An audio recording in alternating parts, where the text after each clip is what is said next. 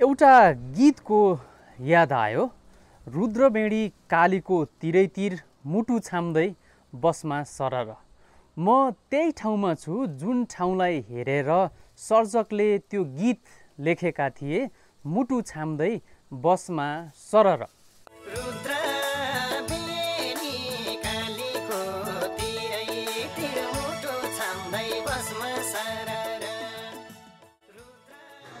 र थेगोमै महिलाको जवाब छ, रुद्रबेडी गुल्मीको त्यो बाटो यो मनमा लाग्छ नि डर।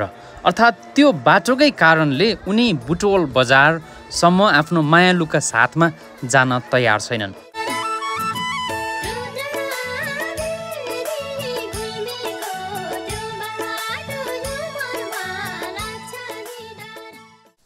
केही वर्ष पहिलासम्म यो बाटोमा, जुन बाटोको ब्याकग्राउन्डमा रहेर म बोलिरहेको छु, यो बाटोमा यातायातका साधनहरूमा यात्रा गर्दाखेरि मुटु छामेर गर्नुपर्ने थियो।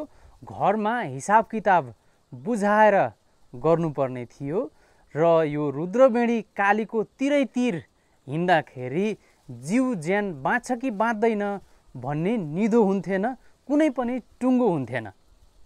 तर अहिले चाहिँ त्यही बाटो, त्यही सडक, त्यही ठाउँ यस्तो सुगम बनिरहेको छ।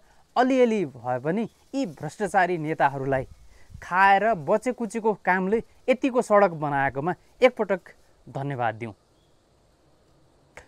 हुन त पोखरा अन्तर्राष्ट्रिय विमानस्थलको सन्दर्भ चलिरहेको छ, जहाँ भ्रष्टाचार गर्नकै लागि अर्को समिति बनाएर नीतिगत रूपमा निर्णय गरिएको थियो। त्यसमा लागत चाहिँ करिब दोब्बर लाग्नेछ भनेर। के थाहा, यो कालीगण्डकी करिडोरमा पनि यस्तै गरेर लागत बढाएर हरेक चिज गरेर खान त खाइएको होला, नखाइकन काम गर्ने भन्ने त अब हाम्रो देशमा सम्भावनै छैन कि जस्तो देखिन्छ। यद्यपि जति खाए पनि, जति लुटे पनि, जेसुकै गरे पनि कम्तीमा घर जाँदाखेरि, मुक्तिनाथ जाँदाखेरि अथवा गैँडाकोट पुग्दाखेरि वा यो बाटोमा यात्रा गर्दाखेरि चाहिँ केही सुगम महसुस गर्न सकिन्छ पहिलेको तुलनामा। त्यसो त कालीगण्डकी करिडोर चाहिँ धेरै राम्रो बनाइएको छ भनेर जति चर्चा गरिएको छ, यो बाटोमा यात्रा गर्दाखेरि त्यस्तो देखिन्न। यद्यपि मुटु छाम्नु पर्ने छैन र घरमा हिसाब किताब बुझाएर हिँड्नुपर्ने पनि छैन। अहिले म जहाँबाट बोलिरहेको छु त्यो मन्दिरको प्राङ्गण हो। मन्दिरको प्राङ्गणमा यो बार रेलिङ लगाइएको छ। यो रेलिङबाट उता गयो भने कालीगण्डकीको तीरमा ठ्याक्कै पुगिन्छ।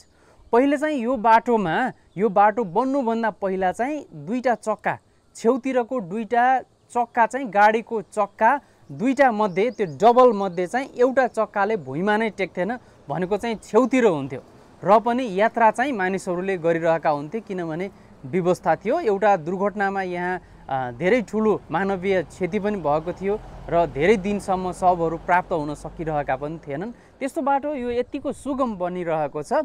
एकजना गायक पुनले चाहिँ रुद्रबेडी कालीको तिरैतिर मुटु छाम्दै बसमा सरर यो गीत सिर्जना गर्नुभएको थियो। यही बाटोमा यात्रा गरिसके पश्चात यही क्षेत्रको आफू भएका कारणले पनि र गाउँको, सहरको, देशको सामान्य भए पनि विकास भएको छ। यातायातमा देशले सामान्य भए पनि फड्को मारेको छ। हुन त यो एउटा नेचुरल डेभलपमेन्टको रूपमा हामीले लिन पनि सकिन्छ। यो बचेकुचेको रकमबाट मात्रै देशमा विकास हुन सकिरहेको छ।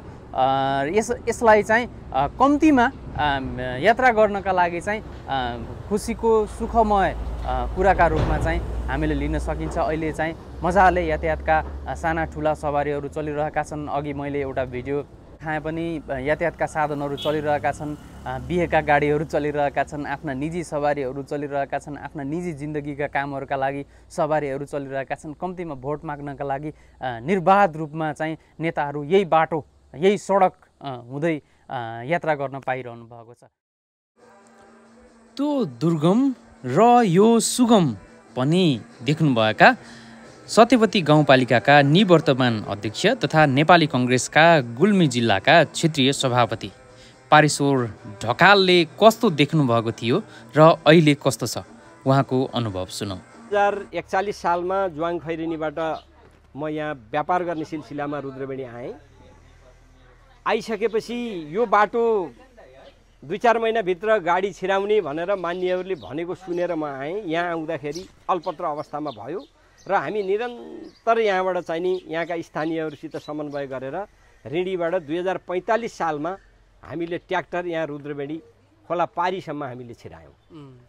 त्यसमा निकै मेहनत मैले पनि गरेको छु र यहाँका धेरै साथीहरूको पसिना यसमा बगेको छ र यसरी हामीले ट्र्याक्टर ल्यायौँ।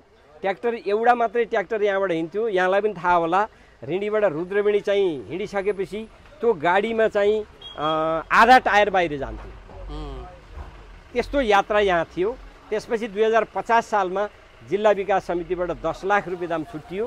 त्यही पैसालाई आधार मानेर हामीले यहाँ ट्रक पारीसम्म ल्यायौँ र 2050 सालमा यसको सर्वे भएर यो पुल चाहिँ नि निर्माणको काम अगाडि बढ्यो। यो बढिसकेपछि यहाँ यतापट्टिको अगाडिपट्टिको एउटा ढोका नै खोल्यो। तर पनि बाटो कस्तो थियो भने त्यो पहरो काटेर त्यो ट्रकको पनि आधा टायर बाहिरै जान्थ्यो। ऋणीबाट मान्छे यहाँ आउँथे।